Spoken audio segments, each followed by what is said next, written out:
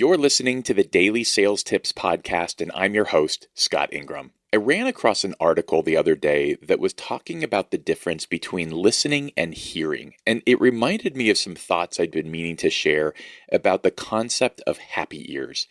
Unfortunately, I don't remember the source of the article, but in general, I think those of us in sales, and I'm going to include myself in this assessment because I know I do it as well, we don't really do the best job of really hearing our clients and prospects. Too often, we're listening selectively for the areas where we know our particular solution fits, and we're listening to respond rather than really hearing what's going on and taking the time to really understand and ask good follow-up questions. In other words, we listen selfishly and not generously. We also tend to listen optimistically.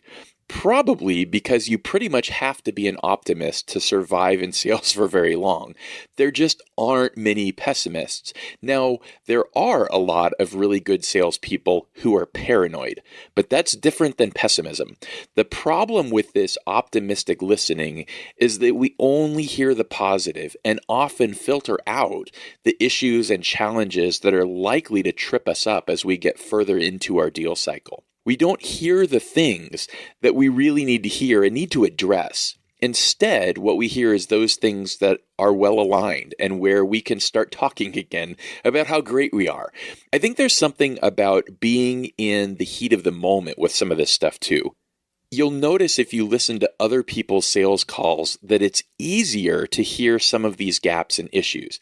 And I suspect this is one of the reasons why if you have a good sales manager, they're often good at challenging you and asking you the tough questions about your deal that you might not be asking yourself. And now I think that also comes with experience as well.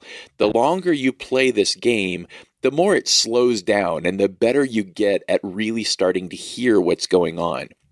The biggest risk, if you take this a little bit further, is this idea of happy ears. And that's what happens when you only hear the positive and the things you want to hear and come away feeling like you've got a deal in the bag. And this is super dangerous. These are often the deals that stall or that you lose to the status quo.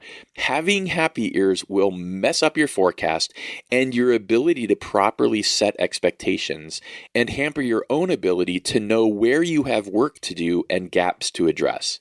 The solution to all this isn't easy and it takes practice, probably years of practice. Heck, I'm still working it on myself, but here are a few ideas to kind of help you with this. So slow down, right? Be patient. Leave longer gaps of silence before you jump in to fill them or immediately start pitching. Ask one more question. Sit in on more of your peers' sales calls just to listen. Record some of your own calls and go back and listen to them. And be a little bit more paranoid.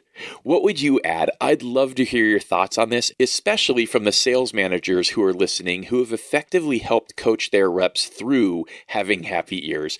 Join the conversation at DailySales.Tips/84. Then come back tomorrow. I'll be finished with my piece on reach versus relationships on LinkedIn, and I can't wait to hear what you think. Thanks for listening.